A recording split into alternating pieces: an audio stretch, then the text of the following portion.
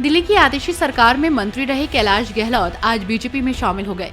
उन्हें केंद्रीय मंत्री मनोहर लाल खट्टर और दिल्ली के चुनावी प्रभारी बैजयंत पांडा ने पार्टी ज्वाइन कराई। इस दौरान दिल्ली बीजेपी अध्यक्ष वीरेंद्र सचदेवा भी मंच पर मौजूद थे। इस अवसर पर एक बहुत ही दिल्ली की राजनीति में कह सकता हूँ टर्निंग पॉइंट ये आज माना जाएगा कि एक दिल्ली में एक वरिष्ठ सरकार के मंत्री भारतीय जनता पार्टी में अब शामिल हुए हैं।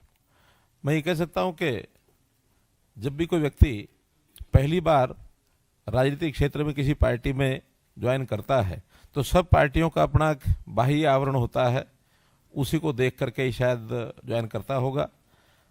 आप एक हाई कोर्ट में एक बहुत ही सुलझे हुए वकील के नाते से आपका पिछला इतिहास रहा है, तो आम आदमी पार्टी को देख करके ज्वाइन किया होगा। लेकिन जब कोई पार्टी कोई राजनीतिक क्षेत्र में सक्रिय व्यक्ति हो जाता है तब वो आंतरिक व्यवस्थाओं की तुलना करता है। निश्चित रूप से आपने भारतीय जनता पार्टी की आंतरिक व्यवस्था, आम आदमी पार्टी की आंतरिक व्यवस्था, उसकी तुलना की होगी। और इससे पहले भी बहुत से लोग आम आदमी पार्टी छोड़ करके और भारतीय जनता पार्टी की ओर बढ़े हैं। आपने जो ये निर्णय लिया है, निश्चित रूप से देश के प्रधानमंत्री नरेंद्र मोदी जी की नीतियां, उनके काम करने का तरीका, भारतीय जनता पार्टी की विचारधारा, उसको देख करके ही निर्णय लिया होगा। आज आपने भारतीय जनता पार्टी ज्वाइन की है, मैं आपका भारत सरकार की ओर से तहे दिल से आपका स्वागत करता हूं। एक बात और मुझे आनंद है इस बात का, क्योंकि मैं मूल रूप से हरियाणा में ही 10 साल तक मुख्यमंत्री के नाते दायित्व निभाया, तो बहुत बार कैलाश जी गहलोत के बारे में उस समय सुनते ही थे। हरियाणा का बहुत एक निकट का संबंध इनका है। वैसे देखा जाए तो नजफगढ़ से आप विधायक हैं।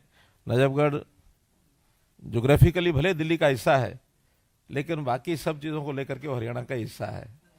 तो हरियाणा के नाते से आपके जो संबंध वहाँ के हैं, उस नाते से आप अच्छी प्रकार से भारतीय जनता पार्टी को पिछले 10 साल में काम करने का तरीका समझा होगा। केंद्र में भी हमारी पार्टी जो चल रही है, इन सब बातों को ध्यान में रखते हुए आपका योगदान दिल्ली में अब जो चुनाव आ रहे हैं, निश्चित रूप से दिल्ली में हम भारतीय जनता पार्टी के नाते सरकार बनाएंगे, ये एक हमको पूरी उम्मीद जगी है कि इस नाते से हम आगे बढ़ेंगे। पुनः आपका बहुत बहुत स्वागत, बहुत बहुत धन्यवाद। आपको बता दें कि उन्होंने एक दिन पहले ही आम आदमी पार्टी से इस्तीफा दिया था और इस बीच अरविंद केजरीवाल से जब गहलोत के बीजेपी में शामिल होने को लेकर सवाल पूछा गया तो उन्होंने कहा कि ये उनकी मर्जी है, वो जहां भी जाएं। कैलाश गहलोत दिल्ली की नजफगढ़ सीट से दूसरी बार विधायक बने हैं। इससे पहले वे 10 साल तक हाई कोर्ट और सुप्रीम कोर्ट में वकालत कर चुके हैं।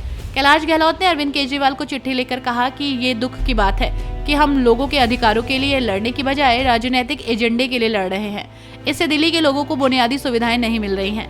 मैंने अपनी राजनीतिक यात्रा दिल्ली के लोगों की सेवा करने की प्रतिबद्धता के साथ शुरू की थी। ऐसे में मेरे पास पार्टी से अलग होने के अलावा और कोई विकल्प शेष नहीं बचा है।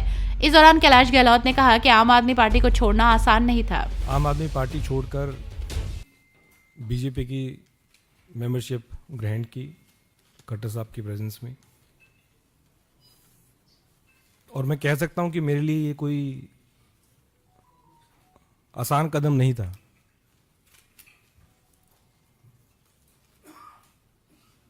अन्ना जी के दिन से हम पार्टी से जुड़े,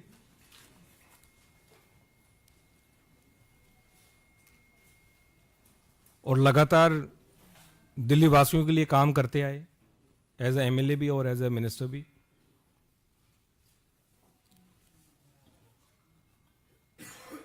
और सही पूछे तो कुछ लोग सोचते होंगे कि ये ओवरनाइट कुछ डिसीजन हो गया या किसी के दबाव में ये मैंने निर्णय लिया। हर एक व्यक्ति जो ये सोच रहा है कि किसी के दबाव में मैंने निर्णय लिया, मैं ये कहना चाहता हूं कि मैंने आज तक किसी के दबाव में आके कोई काम नहीं किया, कोई काम नहीं किया। और राजनीतिक जीवन में लगातार 2015 से पार्टी में रह के, एमएलए रह के और एज ए मिनिस्टर भी दबाव में आके मैंने कोई काम नहीं किया। तो जितने भी ऐसी मुझे सुनने में आ रहा है कि ऐसा कोई नैरेटिव बिल्ड करने की कोशिश की जा रही है कि जिन्होंने ईडी के दबाव में कर दिया, सीबीआई के दबाव में कर दिया, तो ये सारी मेरे ख्याल से गलतफहमी है। इस प्रकार का नैरेटिव बिल्ड किया जा रहा है और ये कोई एक दिन का निर्णय नहीं है। मैं तो पेशे से वकील हूं, वकालत छोड़ के हम आम आदमी पार्टी से जुड़े अन्ना जी के टाइम से, और मेरे ख्याल से केवल मैं नहीं था, हजारों लाखों कार्यकर्ता लोगों ने अपनी नौकरी छोड़ी, अपना काम छोड़ा और एक विचारधारा से जुड़े, एक पार्टी से जुड़े क्योंकि उन्होंने उस पार्टी में एक उम्मीद देखी, एक व्यक्ति में उनको उम्मीद दिखी। उस विचारधारा से वो जुड़े और मैं भी जुड़ा और लगातार दिल्ली वासियों की सेवा करने के मकसद से मैं जुड़ा पार्टी में। राजनीति करने का मेरा और कोई मकसद नहीं था, लेकिन केवल अगर कोई मकसद था तो सिर्फ लोगों की सेवा करना और दिल्ली का हम किस प्रकार से विकास कर सकें, उस मकसद के लिए हम जुड़े। लेकिन जब अपनी आंखों के सामने अगर जिन वैल्यूज के लिए हम इकट्ठा आए, जिन वैल्यूज के लिए आम आदमी पार्टी ज्वाइन की, अगर वो बिल्कुल कॉम्प्रोमाइज्ड होते हुए अगर देखने को मिली तो फिर कहीं ना कहीं पीड़ा। और ये मेरे शब्द हो सकते हैं, लेकिन मैं गारंटी के साथ कहता हूं कि इन शब्दों के पीछे वो लाखों हजारों कार्यकर्ताओं की आवाज है, वो भावना है कि जिस मकसद के लिए वो जुड़े थे वो आज उनको नजर नहीं आ रहा। एक आम आदमी की सेवा करने के लिए जुड़े थे, वो आम आदमी से मेरे ख्याल से सब वो लोग खास हो गए हैं। मैंने अपने पत्र के माध्यम से जो किन कारणों से मैं आम आदमी पार्टी छोड़ी, वो मैं उसके बारे में कुछ ज़्यादा नहीं कहूँगा। मैंने अपने पत्रों के माध्यम से सारी चीज़ें लिख दी हैं,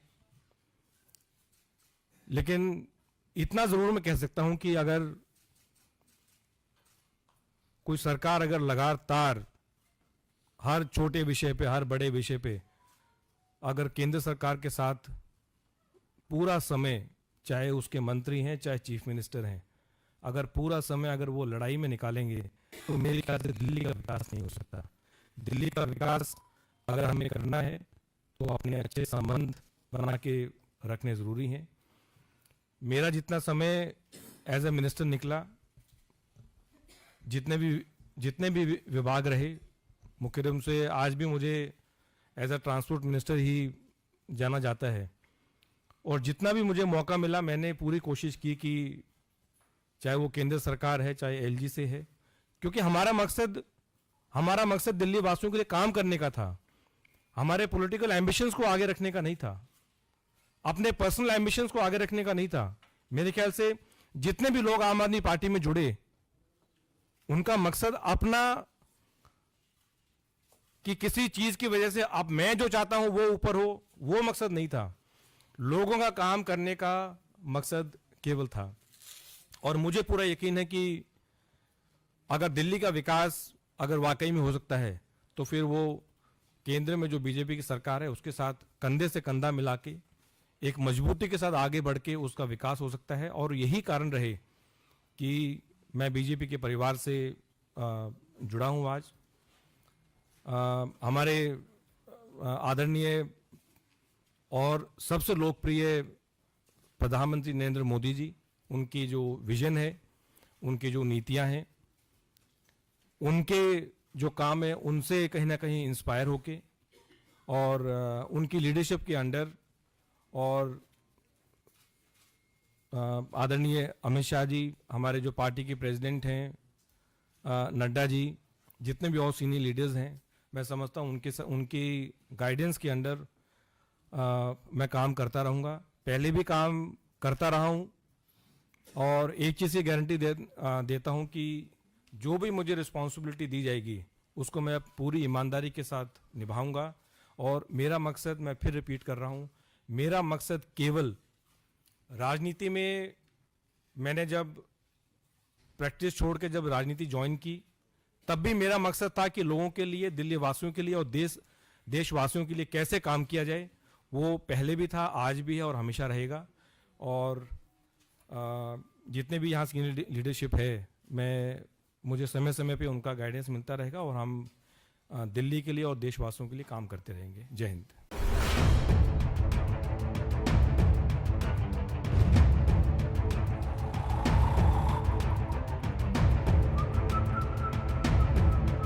हर बड़ी खबर का असली एड्रेस है खबरनामा, इसलिए हर न्यूज अपडेट के लिए सब्सक्राइब करें और फॉलो करें खबरनामा। और इस वीडियो के लाइक बटन को प्रेस कर इस वीडियो पर कमेंट के जरिए अपनी राय देना ना भूलें।